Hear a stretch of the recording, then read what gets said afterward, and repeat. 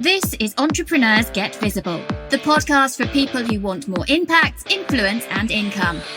I'm Anna Parker-Naples, and I'll be sharing with you proven methods from leading entrepreneurs that help you get visible as an authority in your field. Because anything's possible when you get visible.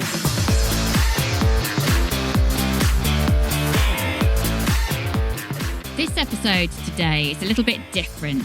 I'm talking to you about meditation and some of the practices that I have been really digging deep into lately and why I've chosen to really up my level of meditation and the knock-on effects of that.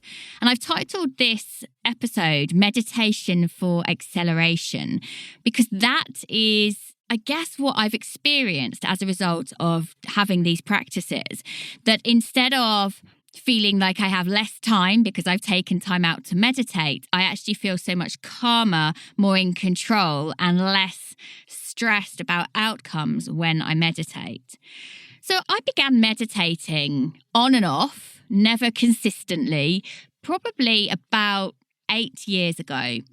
And about 5 years ago, I actually did a mindfulness teaching course and then went on to create lots of meditations and visualization tracks, obviously, because of my audio, which are still available right now on Insight Timer. And I loved recording those. I love getting into the zone for those. But most of the time when I was meditating for myself, I used to do a kind of standard sitting pose and be seated upright, but knees crossed. And I preferred to have just either bells or silence to get me in. And I would only ever really do about 10 minutes. And I'm such a fidget pants that it used to take absolutely forever to actually really settle down into it. But this was recently not feeling like enough for me, and I wasn't being consistent with it. And I've been really interested in the concept around quantum physics and quantum growth. And I've been getting really into my Reiki practice. So last year I trained in my Reiki level 1 and my Reiki level 2. And every month I go to a Reiki share evening where everyone there's only a handful of us, everyone there is a trained Reiki practitioner or a Reiki master. And we take it in turns to practice on one person in the room at a time. And it's incredibly powerful. And it reminds me every time that there is more to me and that taking time out and space away from everything is so important. So I felt really determined as I go through this, what feels at the moment that I'm at some form of the beginning of a crossroads, that it was important for me to look after myself. And we all know that meditation is good for us. We all know that it's good for the brain. We know that it's good for the nervous system. We know it's good for everything, all of our processes. And yet I wasn't finding the time to do it. And I think it was because it never felt like the priority. It was that nice thing to do to treat myself. And particularly, I found that my phone will distract me from sitting down to meditate. So I decided that instead I was going to try some guided meditations and much longer ones to get me through that 10-minute hurdle. I've been really noticing what's being recommended to me in the outside world, and several people over a short space of time were recommending to me Joe Dispenza's work, Dr. Joe Dispenza, who is author of several books, including You Are the Placebo and Breaking the Habit of Being Yourself. And I knew that he had a very interesting story. I believe he was involved in The Secret as well. Although maybe I'm wrong, but he, at one point, although he's a chiropractor himself, he had a very nasty accident and he was told that he would never walk again. And he believes that through meditation and a process of very intense visualization, that he enabled his body to heal itself. And he's now fully recovered.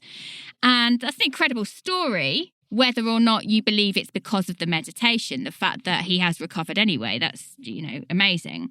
And I guess there were some parallels with his story and with mine, except the actual reasons why he was told he'd never walk again were for a completely different reason. I believe he had an accident, whereas mine was through damage through my pregnancy. But there were some parallels there. So I guess he's always stuck in my mind. And a couple of times I tried his meditations and I just couldn't get into them. They were too deep, they were too much, they were too spiritual, too woo. But I ended up watching a YouTube video that somebody sent to me that was of a talk he gave a few years ago, where he was talking about thinking yourself outside of the box that you're in. And by doing that, actually tapping into a sense of universal intelligence or a guiding force, or the way he describes it is so much better. So forgive me if this doesn't all make sense to you, but that there is this, that we are all energy. And what happens if we reconnect ourselves to an awareness that we are more than our bodies?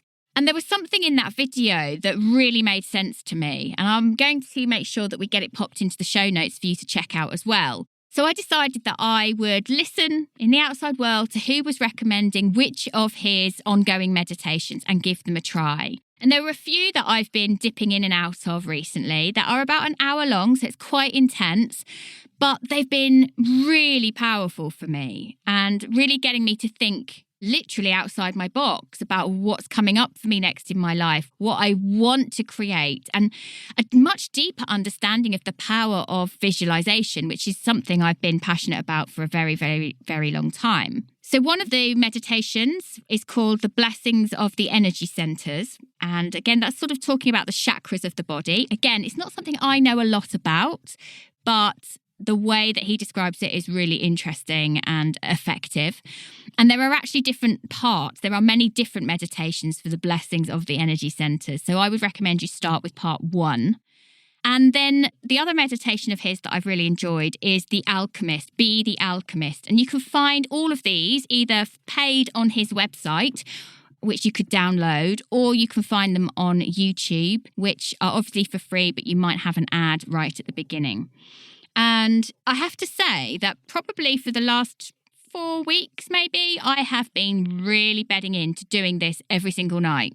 And I have to do it. I do it around 8 o'clock. So I've got teenagers. So by that point, they're all ignoring me, but we don't really have bedtimes in the formal way we did when they were small. So I can sort of nip off. And I actually find that it gives me, even though I'm meditating for an hour, it gives me a kind of new lease of life. And as you know, I'm writing my book at the moment, so very often more will flow from that moment on when I come round again. But over time, it's made me feel less stressed, much calmer, and seeing lots of possibility within some very challenging situations, which have been going on behind the scenes recently. Again, nothing quite as severe as I was going through last year, but noticing that my reactions are much more measured, much more controlled, and much more joyful, seeing the best outcome rather than just catastrophizing the worst. So they're quite intense meditations, but if you have been finding that your meditation hasn't been working for you for a while, maybe it's time to switch things up and do it for longer and do it in a different way. If you are just getting started with meditation, I highly recommend Calm, the app, if you want to try that, although there's limited availability of tracks for free, but there are some really good ones if you download the app onto your phone and pay for it. Or checking out Insight Timer, which has a whole community around it as well. And you can actually go and search for me and find some of my meditations that I'd recorded over 5 years ago that still bring me in a very nice, sizable income. And interestingly, I've even had clients for the podcasting business and for my coaching business as a result of Insight Timer. They found my work on there, they've enjoyed my work, and then they've gone on to find out much more about me and stalk me online. You never know where a client is going to find you. So I hope that this has been really interesting and given you some food for thought about how you can expand your own practices. This has made my life so much nicer right now. And I really genuinely hope that I keep it up longer term. And I'd love to hear from you if you have dipped in and out of meditation, but it's not quite worked for you before. And if you're willing to give these ones a bit of a go. Thank you for listening to Entrepreneurs Get Visible. To get your free checklist on how to raise your profile and to find out about our community, go to annaparkernaples.co.uk/get visible.